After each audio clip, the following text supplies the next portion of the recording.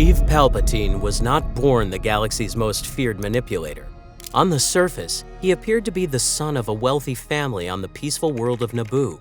But inside him was a darkness that would one day destroy his family and the entire galaxy. The young man who would become emperor had always been different. His father, Sheev Palpatine, sensed something dangerous in his son from the moment he first held him as an infant. The child fought against being held with a strength that was impossible for his size and age. Where other parents saw typical rebelliousness, Sheev saw cold calculation. Where others heard youthful ambition, he heard something far more unsettling. As Sheev grew older, his father used his wealth and influence to cover up his crimes, rescuing him from situations that would have landed anyone else in a correctional facility. Each scandal avoided only deepened the hatred between father and son. By his teens, Sheev had found a mentor who understood his true nature. The wealthy banker Hego Damask saw potential that others failed to recognize. Under Damask's influence, Sheev learned that power was not given but taken, that the strong ruled while the weak served, and that sentiment was a luxury he could not afford. The final confrontation with his father came aboard the family starship. Sheev had arranged to send Sheev away to Chamel Minor, attempting to separate him from Hego Damask's influence. The argument escalated as father and son hurled bitter truths at one another. Sheev admitted he hated his son enough to want to kill him from the start. When he took a step toward Sheev, something erupted from within the young man. A power he had always felt but never fully unleashed exploded outward, hurling Sheev against the bulkhead and killing him. The power continued, warping metal and throwing bodies across the ship until everyone aboard was dead. Sheev, his wife, Sheev's siblings, and the guards all perished. As the only survivor, Sheev stood trembling, his face stricken by what had occurred. He called out for help, but the shock soon gave way to something else. Hego Damask arranged for the ship's disposal, ensuring no one would ever learn what had happened. The act had torn down the walls Sheev had built since infancy to hide his power. This and all following information are drawn from both the expanded universe and canon. Check the description for info. Now, enjoy. The making of a monster. Under Darth Plagueis' guidance, young Sidious learned something far more deadly than simple lightsaber combat. His master taught him how to influence entire civilizations through patience and deception. In these early years, Sidious wasn't yet building armies or superweapons. That would come later. First, he had to learn how to rot the Republic from within, turning the Republic's greatest strengths into fatal weaknesses. The change began the moment Sidious entered the Galactic Senate as Naboo's new representative. The young man who had murdered his family in rage was carefully transformed into something more dangerous, a political weapon with the patience to plan decades ahead. Plagueis knew that creating the ultimate Sith Lord required something more than raw power. It needed complete mastery of lies on a galactic scale. Senator Palpatine's public persona became a tool of manipulation. By day, he appeared to be the perfect civil servant. He projected an image of devotion to his people, asking thoughtful questions that made others feel heard, and showed a talent for finding common ground between rivals. Colleagues considered him a rarity, a politician motivated by service rather than ambition. But every gesture was fake. Every expression of concern was planned. Every moment of apparent weakness was designed to create specific effects. Plagueis had taught him to plant ideas so cleverly in others' minds that they believed the thoughts were their own. True power came not from forcing compliance, but from making beings desire what served the Sith's purposes. As Sidious developed his craft of deception, a terrible truth was growing in their relationship. The twisted bond meant Plagueis was teaching him everything he would need to commit the ultimate betrayal. Plagueis watched these developments with growing approval. The young Sith understood what his master called the politics of inevitability. This meant creating conditions where people would naturally choose paths that served Sith interests while believing they were making free decisions. Every crisis Sidious engineered polished his image as a problem solver. Every conflict he ended expanded his influence, and every favor he granted became a debt he could one day collect. This was the most devastating aspect of Sidious's training. His master was both his ally and ultimate enemy. The Rule of Two wasn't simply a numerical limitation on Sith membership.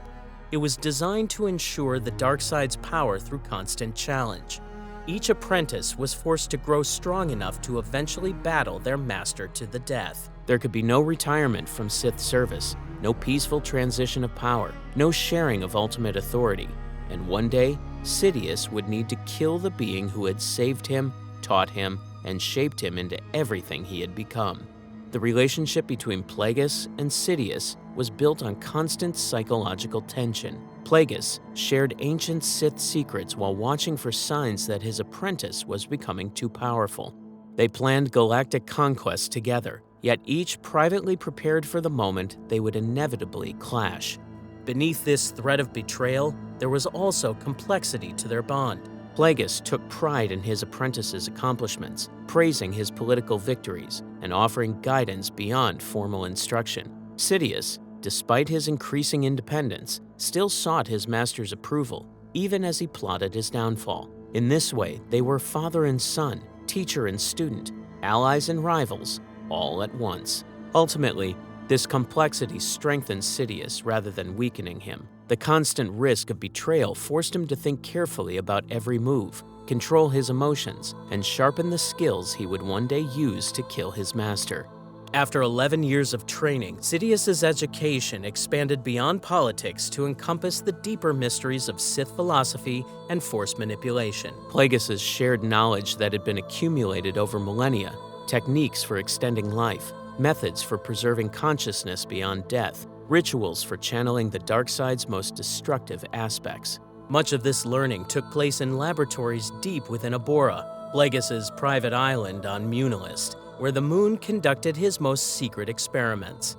The most important lesson concerned the power to conquer death itself. Plagueis believed he had discovered how to use the Force to stop people from dying, manipulating the midichlorians that animated all living things. Sidious could not be sure if this was the literal truth or symbolic teaching, but the meaning was powerful. If death could be overcome, then Sith rule could truly last forever. Meanwhile, Plagueis pursued his own obsession with immortality through increasingly dangerous experiments. His laboratories contained creatures in cages and bacta tanks, along with complex machines for studying life and death. The ancient Sith Lord believed he was close to a breakthrough that could change the balance of power in the galaxy forever. The relationship between master and apprentice grew increasingly complex as both prepared for their roles in the grand plan's end. Plagueis continued to share knowledge while growing increasingly suspicious of Sidious's true capabilities. Sidious absorbed everything he could learn while carefully building the political network and personal resources he would need for independent operation. By 32 BBY, both Sith Lords sensed that their chance had finally come. The Republic was showing signs of decay. The Jedi had grown overconfident after centuries of peace, and a crisis was ready to unfold. The Trade Federation's greed and Naboo's weakness created an opportunity that might not appear again for generations. Yet Sidious had already made a choice that would shape the future of the galaxy. When victory came, he would not share it. The Rule of Two demanded that the apprentice rise above the master, and Sidious believed his moment had arrived. All he needed was the right time to strike. Unfortunately, Plagueis, for all his wisdom and power, failed to recognize that every weapon he had forged would eventually be turned against its maker. The rise of the Chancellor. The Trade Federation's blockade of Naboo in 32 BBY looked like a simple trade dispute to everyone else. In reality, it was the opening move in Darth Sidious's bid for galactic power. The crisis had been carefully planned through months of manipulation to serve one purpose: making Senator Palpatine the Supreme Chancellor. The groundwork for this deception had been laid months earlier through a series of seemingly unrelated pressures. As detailed in Queen's Peril, a canon novel, Sidious had introduced multiple taxation bills targeting Trade Federation shipping routes over several months. At the same time, he blocked their attempts to get relief by inserting amendments that cost the Neimoidians crucial political support. When Viceroy Newt Gunray and his advisors finally met the mysterious Sith Lord guiding them through secret messages, they believed they had found a powerful ally. Sidious seemed to share their anger at the Republic's corruption. He assured them that bold action against Naboo would later be justified through politics. What began as an illegal blockade, he promised, would soon be seen as a legal defense of corporate rights. The blockade created a crisis that ultimately contributed to the downfall of Chancellor Valorum. It created real suffering that demanded immediate action, while positioning Senator Palpatine as the voice of justice against corporate greed. The blockade was carried out with ruthless efficiency. Massive Trade Federation battleships surrounded Naboo, cutting off all shipping and communication with the wider galaxy. Naboo's limited food reserves, enough to feed the entire planet for only a week, forced Queen Amidala to implement rationing. The crisis demanded immediate action, but the Republic's Senate only offered bureaucratic delays. Queen Amidala's government found itself in an impossible position. They lacked the military resources to challenge the Trade Federation directly. Their appeals to the Republic's Senate were delayed, and their own representatives seemed as frustrated and powerless as they were. Unbeknownst to them, their trusted senator was the architect of their suffering. Sidious coordinated his actions as the Sith and as Senator Palpatine at the same time. As the mysterious Sith Lord, he directed Trade Federation military operations through encrypted holographic communications. His face was hidden in shadow, and his voice electronically distorted. As Senator Palpatine, he publicly condemned the blockade while privately working to ensure that meaningful relief would be impossible through normal political channels. Sidious carefully coordinated each command with his public persona. When the Jedi Council sent Qui-Gon Jinn and Obi-Wan Kenobi as negotiators, Sidious faced both opportunity and risk. Jedi involvement made the situation appear more serious and increased pressure for resolution. However, it also meant Force-sensitive investigators would be studying a crisis he had secretly engineered. To protect his plans, he acted quickly. By ordering the Jedi killed as soon as they arrived, the Sith Lord showed his readiness to use violence whenever needed to secure his goals. Although the attempt on their lives failed, it still worked to his advantage. It destroyed any chance of a peaceful outcome. It pushed the Jedi into open conflict. It created the urgency that would drive Queen Amidala into desperate action. The deployment of Darth Maul represented perhaps the greatest risk Sidious had taken since the beginning of his political career. Years before the Naboo crisis, the Dark Lord had begun preparing for the violent phase of his plan through the acquisition and training of a deadly weapon. A Zabrak child from the planet Dathomir. The boy, Maul, had come to Sidious as a child, a gift from his mother, the Night Sister Witch Mother Talzin, as part of an arrangement that Sidious would later betray. The transaction left Talzin with a grudge that ran deep, having surrendered her son for promises that were never kept. For Sidious, the result was ideal. A Force-sensitive boy young enough to be molded completely, with no competing loyalties or moral foundations to overcome. The separation was calculated and cruel, exploiting a mother's ambitions to sever a family bond and create a weapon of pure hatred. Sidious subjected the young Zabrak to relentless conditioning, psychological manipulation, and exposure to the dark side's most corrupting influences. Pain became Maul's teacher. Survival, his only goal. Rage was shaped into focus, desperation into strength, and abandonment into absolute loyalty. Maul's early missions tested his conditioning while advancing Sidious's political schemes. He eliminated rivals who could not be bought or manipulated. He gathered intelligence on Jedi movements and Republic military capabilities. He struck terror into criminal organizations that refused to cooperate with Sith plans. Each success earned him nothing more than the privilege of serving again. The relationship between master and apprentice was built on fear, not affection. Sidious offered no warmth, no genuine guidance, no hope of eventual independence. Maul existed to be used and, when necessary, discarded. This dynamic shaped how they worked together for over a decade, creating a tool made for the kind of violence needed in the grand plan. As the crisis deepened and Queen Amidala escaped Naboo to seek help on Coruscant, Sidious prepared for the most delicate phase of his manipulation. The young queen would need to be convinced that Chancellor Valorum's government was too corrupt and ineffective to save her people. This conviction would have to arise naturally from her own observations rather than direct suggestion. Her call for new leadership had to appear to be her own idea. If Amidala called for change, Sidious's rise would be unstoppable. The vote of no confidence proceeded exactly as Sidious had calculated. Valorum's government, already weakened by previous scandals and government failures, proved unable to provide decisive leadership. Compared to the suffering of Naboo's people, the Chancellor's slow diplomacy seemed weak. That's why, when Queen Amidala called for new leadership, her voice carried undeniable power in the Senate. The election campaign revealed Sidious's skill at political theater. While his rivals, Ainley Team of Malastare and Bail Antilles of Alderaan, relied on experience and established networks, Palpatine presented himself as a humble servant, forced into prominence by tragedy. His speeches stressed duty over ambition, service over power, and competence over ideology.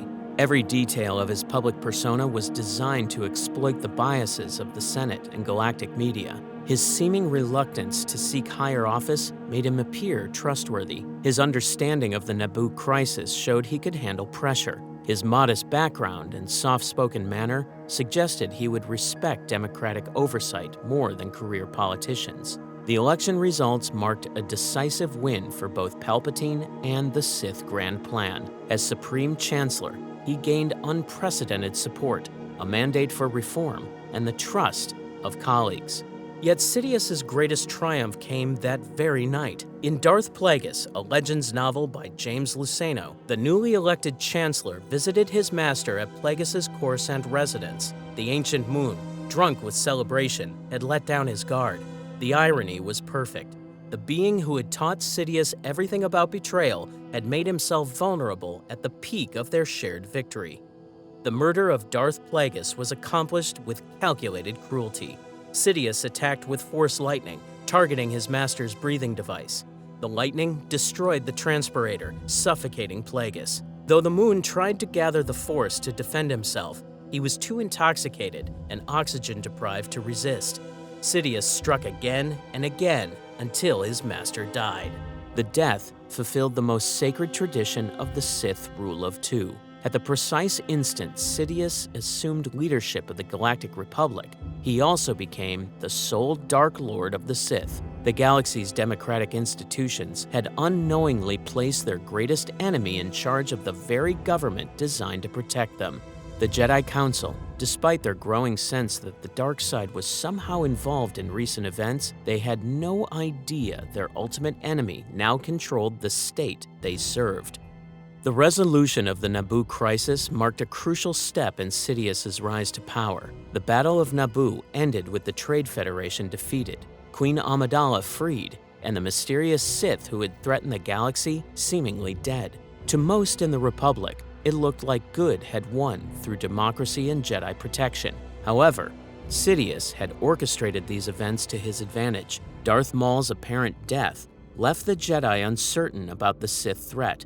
Though they suspected another Sith might exist, they had no idea it was Palpatine, allowing Sidious to operate freely. The Legends novelization of The Phantom Menace by Terry Brooks reveals that Sidious was furious and bitter about losing his apprentice, blaming bad luck and chance for Maul's defeat. However, he considered the loss acceptable. He had achieved his primary goal of becoming Supreme Chancellor. He vowed that those responsible for Maul's death would be held accountable, while recognizing the need to find and train a new apprentice. Maul's apparent death showed how Sidious truly viewed his servants. Within hours of confirming his apprentice's fate, the Sith Lord had already begun considering replacements. The ease with which he moved on from Maul's apparent death foreshadowed how he would treat all future apprentices. Count Dooku, despite his noble heritage and political value, would prove equally expendable when his usefulness ended. Even Anakin Skywalker, the prophesied chosen one, would be valued only for what he could provide rather than who he was. To the Sith Lord, people only mattered if they could help him win. Engineering the Clone Wars. The 10 years after Palpatine became Supreme Chancellor saw the Republic slowly slide toward crisis. What seemed like normal political problems was actually the careful work of Darth Sidious, orchestrating the next phase of his plan to destroy both the Republic and the Jedi Order. Between the Naboo crisis and the Clone Wars outbreak, Sidious coordinated deception across the entire galaxy while maintaining his public role as Chancellor. This required managing multiple schemes at once, each designed to advance his agenda while appearing to be natural political developments. During his early years as Chancellor, Palpatine steadily increased his power using legal procedures. He started by promising to fix corruption and protect democracy. Each Senate meeting became a chance to show himself as a reluctant guardian of the Republic, even as his control quietly grew. Palpatine's skill with Senate rules was key to his rise. He knew how to use delays, debate schedules, and voting procedures to get the results he wanted. When opponents challenged him, he would bring in testimony from affected worlds or reveal intelligence to push for immediate action. He also built connections with important senators from both core and frontier worlds. The Trade Federation still held power in the Senate, giving Palpatine plenty of chances to manipulate events. Even after the Naboo crisis, corporate leaders like Lot Dodd kept their seats. Palpatine fueled arguments over trade routes and taxes, pretending to be the peacemaker while secretly setting up the very problems he then solved. Regional tensions also worked in his favor. Core world senators worried about attacks from the Outer Rim, while frontier systems grew angry at taxes they paid for core world projects. Palpatine made these divisions worse by placing allies in key committees, so every argument grew into a crisis that only strong leadership, his leadership, could resolve. The turning point came in 22 BBY, when Jar Jar Binks, serving as Naboo's junior representative, proposed giving Palpatine emergency powers to face the Separatist threat. The motion passed quickly, with strong support from senators whose worlds felt in danger. Palpatine's speech showed false humility, as he claimed to accept these powers reluctantly, but in reality, he was laying the legal foundation to concentrate authority in his office. These temporary powers soon became permanent. With every new crisis, the Senate let Palpatine keep more control. Bit by bit, senators voted away their own power, handing it to the Chancellor. At the same time, Palpatine built relationships that would serve his plans. From his first meeting with Anakin Skywalker, he showed special interest in the boy, making time for personal conversations despite his busy schedule. These conversations were carefully planned. Palpatine listened to Anakin's complaints about Jedi training, agreed with his frustrations about the Council's caution, and subtly encouraged bolder decisions. When Anakin struggled with the Jedi Code's rules about attachment, the Chancellor offered understanding instead of criticism, making him seem more sympathetic than the Order. Anakin found these meetings refreshing. Here was someone who valued his opinions and didn't dismiss his concerns as signs of impatience or arrogance. While the Jedi Council often seemed distant and disapproving, Palpatine made him feel heard and appreciated. With his political foundation secure, Sidious turned to building the tools of war. After eliminating Plagueis, he needed a new apprentice. He chose Count Dooku, a former Jedi Master who had lost faith in both the Republic and the Jedi Order. Dooku's noble background, knowledge of galactic politics, and frustration with Senate corruption made him suitable for Sidious's plan. His transformation from respected Jedi Master to Sith Lord occurred over several years.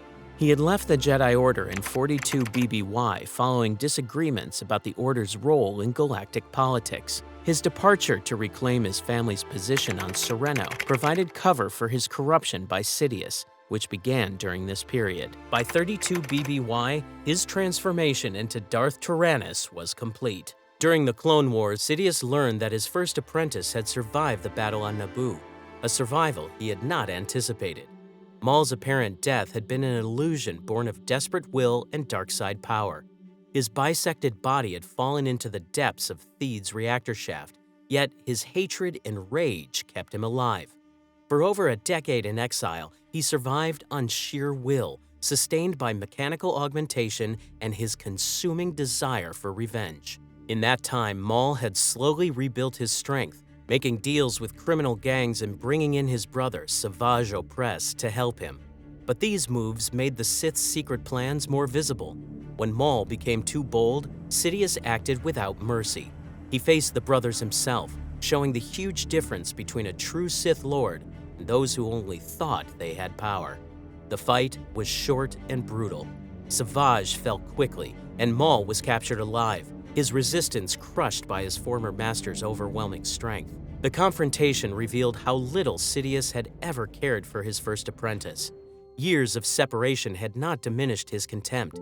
If anything, Maul's survival and independence were viewed as evidence of failure rather than strength. The master who had once shaped a child into a weapon now saw only a broken tool that had outlived its usefulness. Sidious's cruelty became evident in how he chose to exploit Maul's remaining connections. Learning of the Zabrak's bond with his mother, Talzin, the Dark Lord orchestrated events that would draw the ancient Night Sister into the open. Through the manipulation, he created circumstances where Talzin would sacrifice herself to save her son from Sidious's control. The death of Mother Talzin eliminated both a potential threat and Maul's last source of emotional connection. Watching his mother die to protect him, Maul finally understood how ruthless his master truly was. Sidious had stolen his childhood and ensured the destruction of his family, turning their bond into a weapon against them both. This exploitation of family loyalty demonstrated Sidious's willingness to corrupt even the most basic emotional connections in the service of his dominance. Every relationship became a tool, and every bond of affection a weakness to use against others. Maul's suffering served Sidious's plans and reminded everyone that he had total control over his former servants. Meanwhile, another piece of Sidious's grand design was taking shape. The Kamino Clone Army project had originally been commissioned by Jedi Master Sheev Palpatine, whose sources indicate had the gift of foresight. Available records suggest he saw a massive conflict approaching the Republic and secretly arranged for the Republic's defense. However, Sheev Palpatine died before he could explain the plan to the Jedi Council, leaving the project shrouded in mystery. Dooku, operating under the alias Darth Tyrannus, likely assumed control of the clone project, though the exact details of how he managed the Kaminoans are not fully documented. He presented himself to Prime Minister Lama Su as Sheev Palpatine's representative. The Kaminoans, focused on their scientific work and financial reward, accepted this arrangement. The cloning process on Kamino represented advanced genetic engineering. Prime Minister Lama Su and his team produced soldiers who matured at double speed. The facilities in Tipoca City created thousands of clones simultaneously, with controlled environments ensuring consistent quality. According to military records, specialized variants were developed beyond standard infantry. These included advanced recon commandos trained for independence and problem-solving, and Republic commandos instructed in demolition and covert warfare. Clone pilots received enhanced training optimized for starfighter combat. All clones followed training programs that involved veteran mercenaries, including Mandalorians, across multiple combat environments. They practiced urban warfare, space combat simulations, and live fire exercises. By deployment, every clone trooper was supposedly as skilled as a veteran soldier, despite their artificial origins. Each trooper would soon face battles their creators could never imagine. The clones were conditioned to obey orders unquestioningly, though the exact methods used to ensure this obedience were not fully known to the Jedi at the time. This absolute loyalty would prove crucial to Sidious's ultimate plan. While Dooku served as his military instrument, Sidious also needed a public movement to justify the coming war. When Dooku became the public face of the Separatists, the stage was set. Dooku's noble bearing and reputation for integrity attracted systems frustrated with Senate inefficiency. His speeches struck a balance, enough truth about corruption to be convincing, but framed to serve the Sith's broader plan. As leader of the Separatist movement, Dooku began pulling countless star systems to his side. His past as a Jedi made his warnings about Republic corruption sound believable, and his political ties gave him influence across the Outer Rim. many planets that felt forgotten by Coruscant saw Dooku as a leader who truly understood their struggles. The Separatist crisis began when Dooku gave public speeches accusing the Republic of being corrupt and weak. From his homeworld of Sereno, he pointed to real examples of the Senate's failures and its favoritism toward the core worlds. His famous Raxus address became the Separatist movement's founding document, listing grievances that had built up for decades. Planet after planet began leaving the Republic for familiar reasons. Farm worlds argued that trade laws favored core world buyers over Outer Rim farmers. Factory systems complained about rules made by senators who had never even seen a factory. Mining colonies demanded more say in government, pointing to the wealth they provided. Each grievance was real, which made Dooku's movement seem like a natural democratic answer to problems that had festered for years. As a result, the Separatist cause gained momentum, with more and more systems joining for the promise of independence and fair representation. At the same time, major corporations supplied the movement with resources. The Trade Federation, still bitter over Naboo, brought its fleets and droid armies. The Techno Union added factories and weapons. The banking clan provided financial support while pretending to stay neutral. Meanwhile, corporate leaders backed the Separatists for their own reasons. Newt Gunray wanted revenge for his humiliation on Naboo. Wat Tambor sought new markets for his weapons, and San Hill of the banking clan tried to play both sides, financing the Republic's expansion while secretly funding Separatist operations. The Separatist Council was formed by powerful organizations that met in secret to plan their support. Their meetings looked like corporate board sessions, complete with agendas, as if the Galactic War was just another business project. None of them realized they were only pawns in a Sith Lord's larger plan. On the other hand, the Republic's clone army was being built on Kamino. The Kaminoans created soldiers using the DNA of Jango Fett. They followed strict training and used identical equipment to make the army efficient. By 22 BBY, Kamino had produced 200,000 ready-to-fight clones, with millions more on the way. The future of the galaxy now rested in the hands of soldiers who had been grown, not born. The truth behind these armies revealed the size of Sidious's conspiracy. As Chancellor, he controlled the Republic's clones. Through Dooku, he also controlled the Separatist droids. When the war began, Sidious was secretly running both sides. The first cracks in the plan appeared when Obi-Wan Kenobi investigated an attempt on Senator Amidala's life. He traced the poisoned dart used by Zam Wesell to Kamino with the help of Dexter Jettster. Obi-Wan then discovered that Kamino had been erased from the Jedi archives, proof that something was being hidden. On Coruscant, Anakin grew uneasy as his former master followed these dangerous leads. The attacks on Padme had already shaken him, and now Obi-Wan was risking his life far away. Anakin felt torn between his duty to guard Padme and his fear for Obi-Wan's safety. When Obi-Wan arrived on Kamino, the Kaminoans welcomed him as if they had been expecting him. They proudly revealed their clone army and explained the improvements that made them stronger soldiers. Prime Minister Lama Su acted as if this were nothing more than a routine inspection, hiding how carefully the deception had been planned.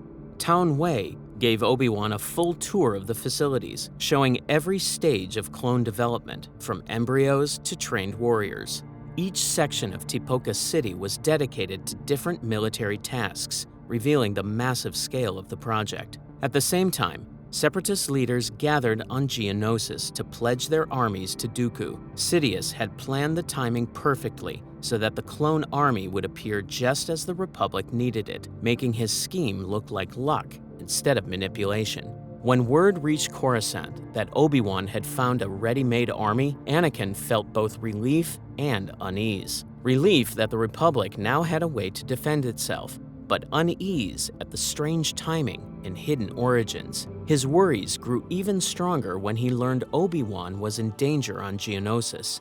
The assassination attempts on Padme served several purposes in Sidious's strategy. They created a crisis that justified giving him emergency powers and using the clone army. They also forced Anakin to spend time closer to Padme during a critical moment in his life. The First Battle of Geonosis in 22 BBY marked the start of the Clone Wars. A rescue mission for Obi-Wan, Anakin, and Padme turned into a full-scale battle when Separatist forces trapped them in the execution arena. For Anakin, watching Padme face death while he stood powerless was unbearable. It captured every fear he had about losing the people he loved.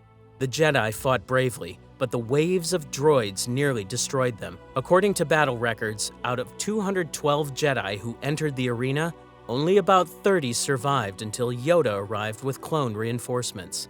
The arrival of Republic gunships showed that peace had ended and full-scale war had begun. Clone soldiers stormed into battle under Jedi command, setting the tone for the long conflict ahead.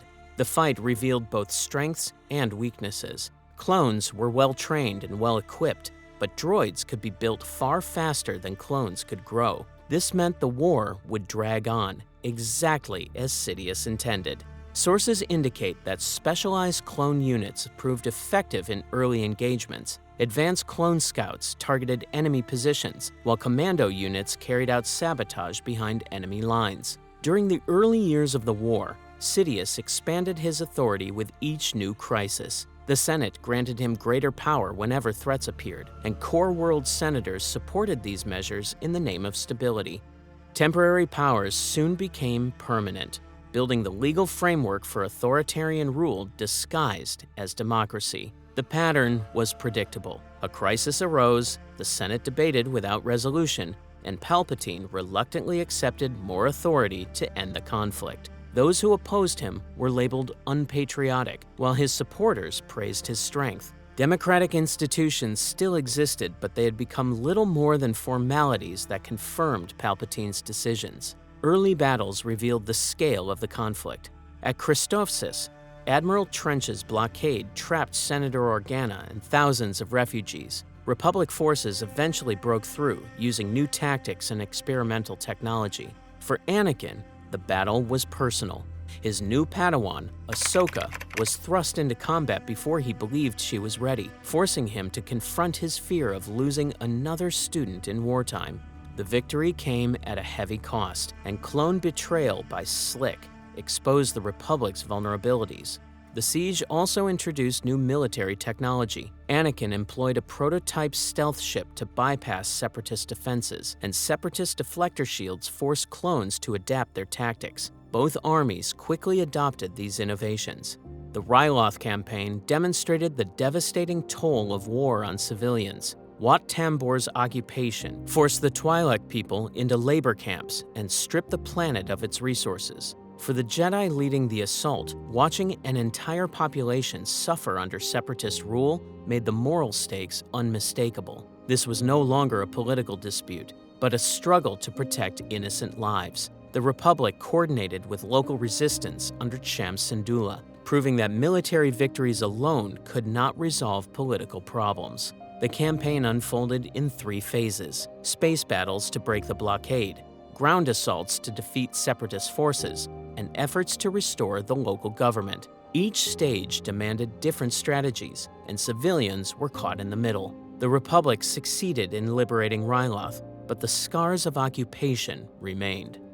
As the war spread, Jedi Masters who had once studied diplomacy and philosophy became generals commanding fleets and armies. This shift served Sidious perfectly. By transforming Jedi into soldiers, he distanced them from their true role as guardians of peace and drew them deeper into the violence consuming the Republic. Throughout the conflict, Sidious remained both Chancellor of the Republic and the hidden master of the Separatists. He carefully balanced policies and battles so that neither side could win too quickly, reinforcing the Republic at critical moments while ensuring the Separatists received what they needed to continue fighting. The war also gave Sidious greater access to Anakin Skywalker. As Chancellor, he offered guidance that seemed to complement Jedi teachings, but quietly undermined them. Palpatine positioned himself as someone who understood Anakin's unique abilities in ways that the cautious Jedi Council did not. Palpatine frequently invited Anakin to strategy sessions, social events, and even the opera.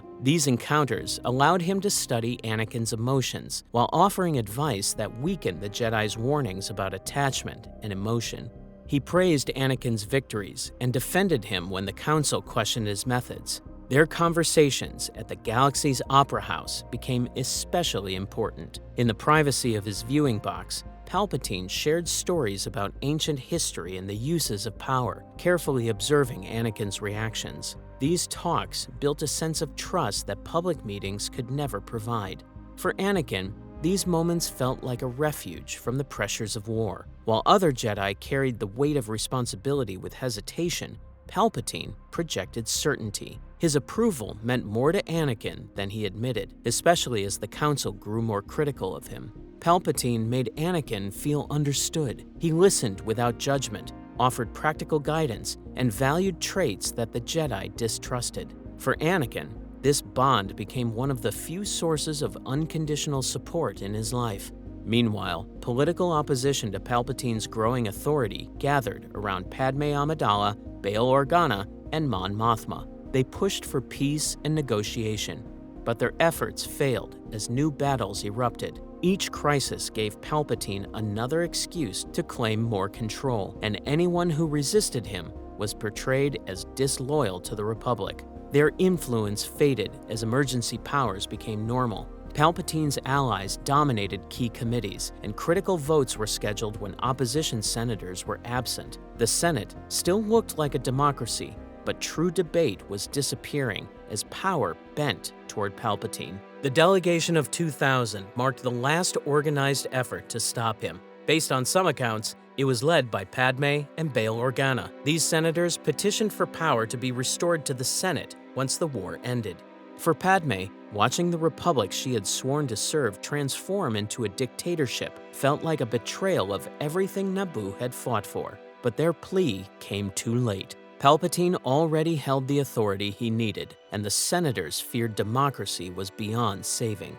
By the third year of the war, Sidious's plan was nearly complete. He had weakened both sides while establishing himself as the indispensable figure to end the conflict. The Jedi were scattered across the galaxy, vulnerable to a coordinated strike. Most importantly, Anakin Skywalker had been placed exactly where Sidious wanted him.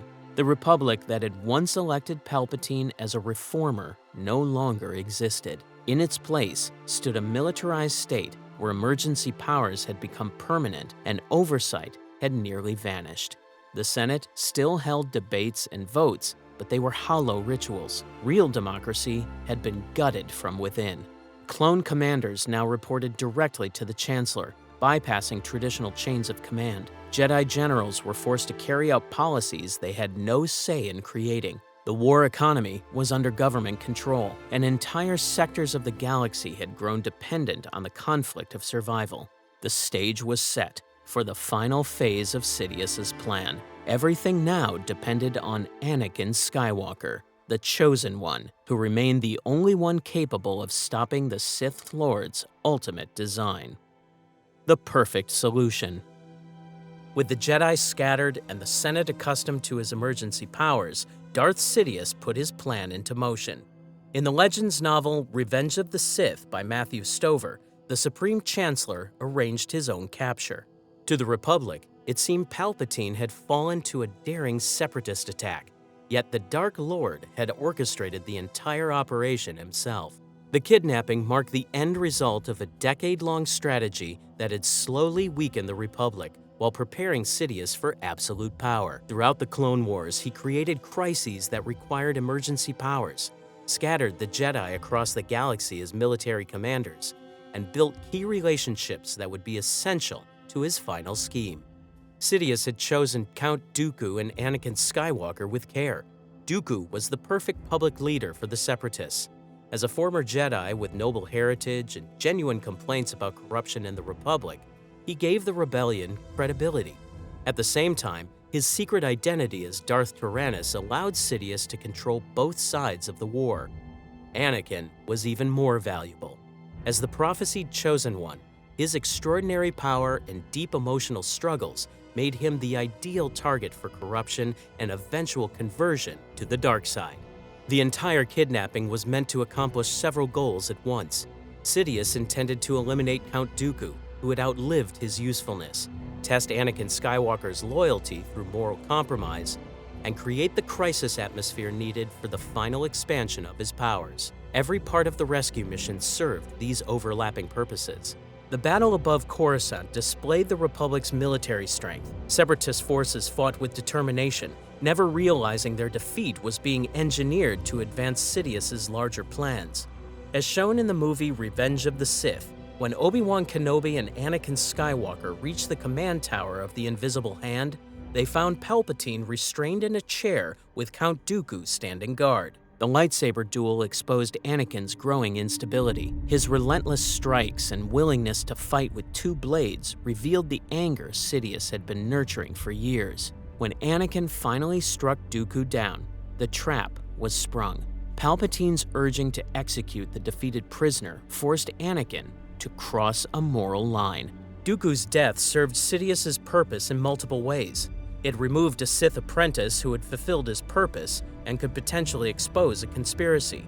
It corrupted Anakin through an act of murder committed in cold blood against a defenseless opponent. The execution revealed how well Sidious understood Anakin's mind. He knew that Anakin's anger toward Dooku, his eagerness to win the Chancellor's approval, and his fear for Palpatine's safety would outweigh his Jedi training at that decisive moment. After returning to Coruscant, Sidious continued his manipulation through conversations that built systematically on their established relationship. These exchanges followed patterns he had refined over years of observation, validating Anakin's frustrations with the Jedi Council, encouraging his emotional responses, and positioning himself as the understanding mentor who truly appreciated Anakin's potential.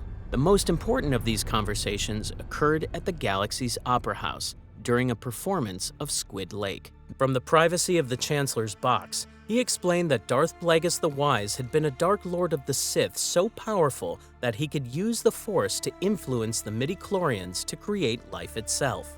Every part of Sidious's story was crafted to target Anakin's deepest fears. His prophetic dreams of Padme dying in childbirth made the promise of power over death impossible to ignore. His frustration with Jedi rules against attachment made him more open to other philosophies. His trust in Padme's concern made this forbidden knowledge seem like guidance rather than a threat. The tale also worked as a test of Anakin's openness to Sith ideas. Later, in the quiet of his office, Sidious revealed his true identity as Darth Sidious, Dark Lord of the Sith. Anakin's fear about his dreams had reached a crisis point, leaving him desperate for answers. Rather than letting the truth seem like a betrayal, Sidious framed his dual identity as proof that he alone had the knowledge to help Anakin save Padme through means the Jedi could never offer. The revelation highlighted Sidious's mastery of crisis psychology. He gave Anakin no chance to dwell on the shocking truth. Instead, he turned it immediately into an opportunity. Sith knowledge was not presented as evil, but as the key to preventing the tragedy that haunted Anakin's nights. The Legends novel Revenge of the Sith shows that Anakin's first reaction was to ignite his lightsaber and threaten Palpatine, but then he decided to expose the deception to the Jedi Council. He was still concerned with saving his wife, and believed only Palpatine's knowledge would ensure this. The novel reveals that Sidious had fully anticipated this response. He knew that Jedi training would momentarily outweigh desperation. That expected reaction was not a setback, but part of the plan, creating the inner conflict needed to break Anakin completely. The trap was simple, but devastating. Anakin's moral training demanded that he strike down the Sith, yet his attachment to Padme and his terror of losing her demanded another choice. Doing the right thing meant accepting her death. Saving her meant embracing everything he had been taught to reject. The Legends account of Anakin's inner conflict matches what happens in the canon movie. Anakin's decision to inform Mace Windu followed exactly what Sidious had expected. He understood that Anakin's initial loyalty to the Jedi would drive him to report the revelation, but he also knew that the subsequent confrontation would create perfect conditions to complete Anakin's corruption. In the movie Revenge of the Sith, the lightsaber duel between Sidious and Mace Windu served dual purposes. It was both a genuine fight for survival and a performance intended to manipulate Anakin when he arrived. Windu's exceptional skill in lightsaber combat made him genuinely dangerous to the Sith Lord. When Anakin arrived at the critical moment, Sidious demonstrated that psychological mastery could be more effective than fighting skill. As he shifted personas, Sidious claimed that the Jedi were taking over. This accusation played on Anakin's growing suspicions about Jedi motives while positioning the Chancellor as the defender of democracy. His desperate pleas for protection exploited Anakin's protective instincts and sense of justice. Anakin struck down Mace Windu's sword hand at the crucial moment. That single action marked the point of no return. In that instant, Anakin crossed a line that could never be uncrossed, choosing personal attachment over moral principle and sealing his transformation. With Windu dead, Sidious faced no more major obstacles, and Anakin's role in the killing meant he could never go back to his old life. The formal ceremony that transformed Anakin into Darth Vader was brief but symbolically complete. By accepting the new identity, he abandoned his former self and embraced a role defined entirely by service to his Sith master. The Sith Lord bestowed upon him the name Darth Vader. The ceremony was short, showing that Anakin's fall was already set. The brevity of the ceremony reflected its inevitability. By this point, Anakin's conversion was psychologically complete, and formal acknowledgement was merely the final step in a process years in the making. Order 66 represented the climax of the most elaborate military conspiracy in galactic history. Transmitted across the galaxy, it instantly transformed loyal clone soldiers into Jedi executioners. The timing was crucial.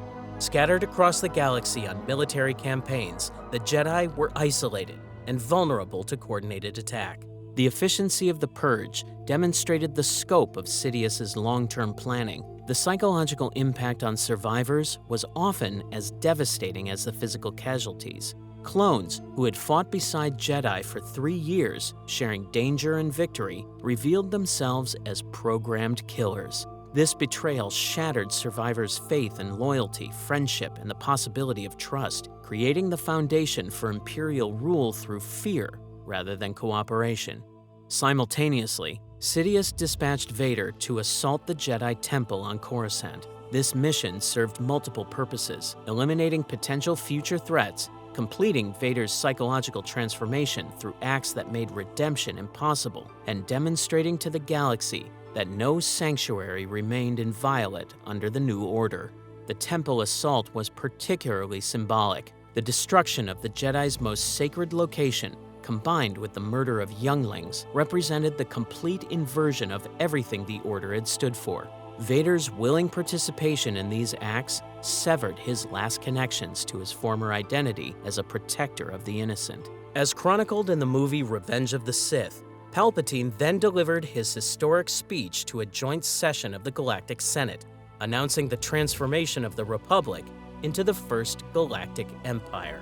The speech was a clever piece of politics, making big changes to the government seem like the only way to protect democracy and keep the galaxy safe. The thunderous applause that greeted this announcement represented the tragic culmination of years of careful manipulation. Senators who had been elected to preserve democratic institutions cheered their destruction, genuinely believing that only strong executive leadership could preserve order and security against the threats they faced. The Senate's enthusiastic response demonstrated how emergency measures had become normalized. Years of staged crises had trained senators to see extraordinary powers as necessary. By the time Palpatine declared the Empire, most believed that regular democracy could not handle the galaxy's problems. He had carefully built a legal path for this change through emergency laws passed during the Clone Wars, each new power built on the last, making the shift seem lawful rather than a coup. This made resistance harder and gave the Empire a sense of legitimacy. The outcome was Sidious's total victory. Politically, he had turned a democracy into an authoritarian empire while keeping it looking legal. Militarily, he controlled the galaxy's strongest forces, from the clone army to the Imperial Navy. Personally, he had destroyed the Jedi Order and turned the Chosen One into his enforcer. Palpatine's power grew in carefully measured steps. After Dooku's death, no rival remained who could claim leadership of the Sith or expose their conspiracy. Once Anakin was remade as Darth Vader, Sidious gained a powerful apprentice whose loyalty was secured through guilt and the severed ties of his old life. Following the destruction of the Jedi, no organized resistance was left to challenge Imperial rule. Through the legal foundation of the Empire, resistance appeared as treason rather than patriotism. Each stage had been planned with precision. Dooku's death silenced a witness to the Clone Wars' deception. Anakin's fall gave Sidious a powerful apprentice whose loyalty was secured through guilt and the severed ties of his old life. The Purge of the Jedi eliminated the greatest obstacle to Sith dominance.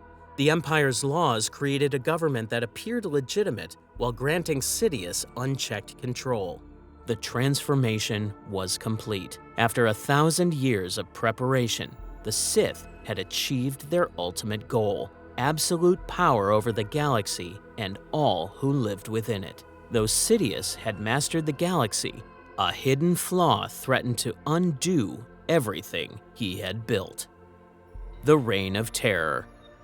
The rise of the Galactic Empire marked the start of Palpatine's 23-year reign, a reign built not on law or justice, but on fear. No longer a hidden manipulator, he now held open and unquestioned authority over the galaxy. His rule was ruthless and far-reaching. The foundations of government were torn apart and rebuilt, and the relationship between rulers and the ruled was permanently transformed across billions of worlds. Fear became his ultimate weapon. In the early years of Imperial rule, Palpatine focused on tightening his grip on power. Potential threats were removed, and government structures were rebuilt to serve his authority. At first, the Imperial Senate remained as a ceremonial body, but real control shifted to regional governors chosen by the Emperor himself. Even with political power secured, one threat remained that could not be controlled by governors or fear alone: the surviving Jedi. One of the Empire's top priorities was eliminating them. Intelligence agencies worked alongside specialized military units trained to hunt Force users. The Inquisitorius program had been planned prior to the fall of the Republic, with Darth Sidious correctly determining that following Order 66, he would need powerful hunters to cull Jedi survivors. After the Empire's formation, Palpatine gave control of the Inquisitors to Darth Vader, who led them in hunting down remaining Jedi.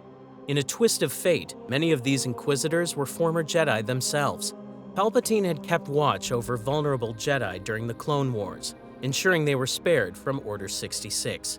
Prospective Inquisitors were broken down until they capitulated to the dark side, then given a number and set loose on the galaxy. Each hunt removed a potential threat, while sending a chilling message that even Jedi could be broken and turned against their own order. Beyond physical elimination, the Empire waged war against the Jedi through propaganda.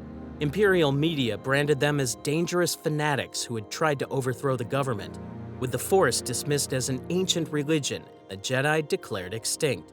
Across the galaxy, collective memory was reshaped to justify their destruction. While the Empire hunted Jedi and rewrote history, an even more ambitious project was taking shape, one that would become the ultimate symbol of Imperial terror. At the same time, work began on the Empire's ultimate symbol of control, a battle station capable of destroying entire planets.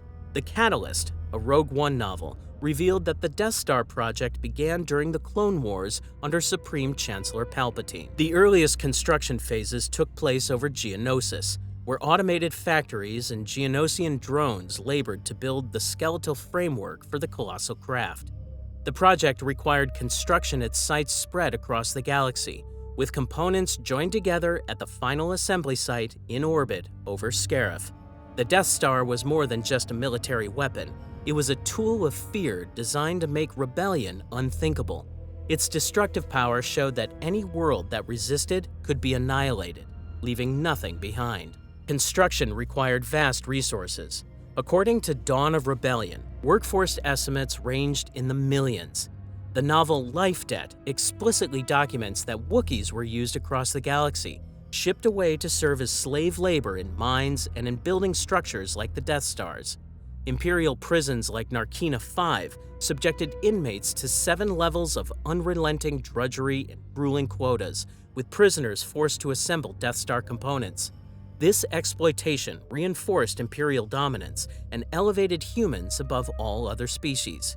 Entire worlds were stripped of identity and reduced to resources, while non-human populations were denied unity, representation, and the chance to organize meaningful resistance. To enforce this brutal system, the Emperor needed an enforcer whose very presence would make resistance seem futile.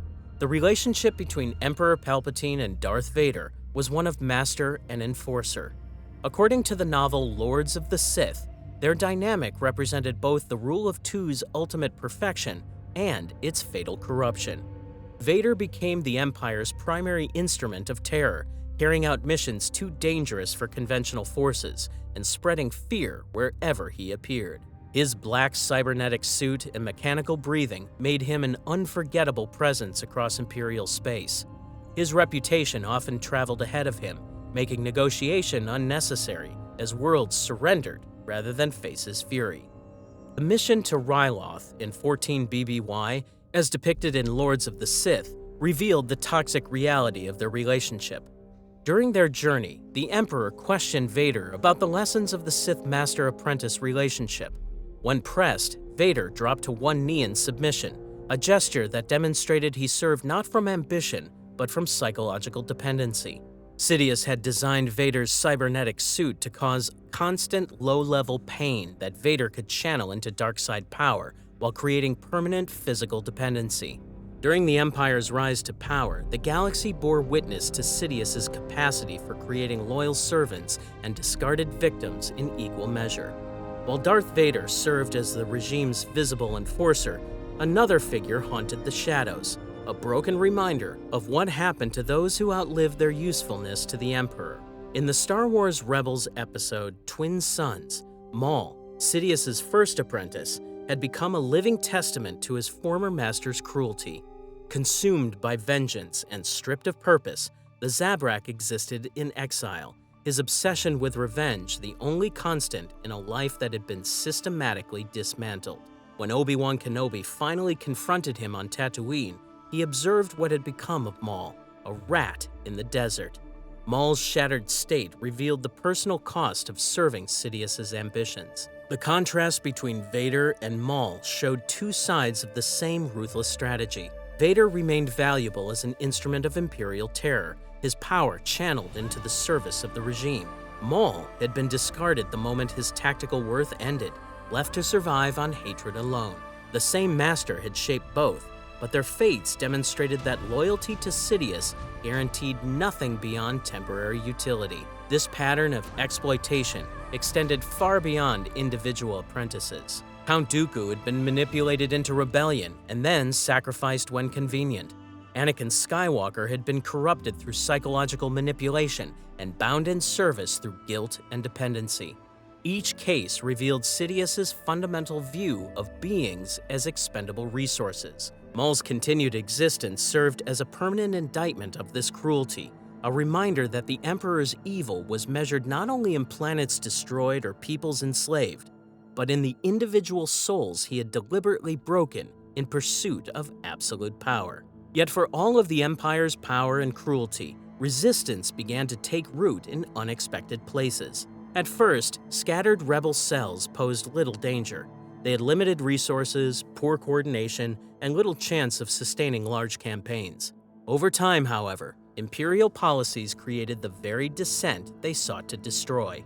The Gorman Massacre, documented in Endor Season 2, exemplified the regime's ruthlessness. Imperial forces deliberately provoked local resistance to justify resource extraction.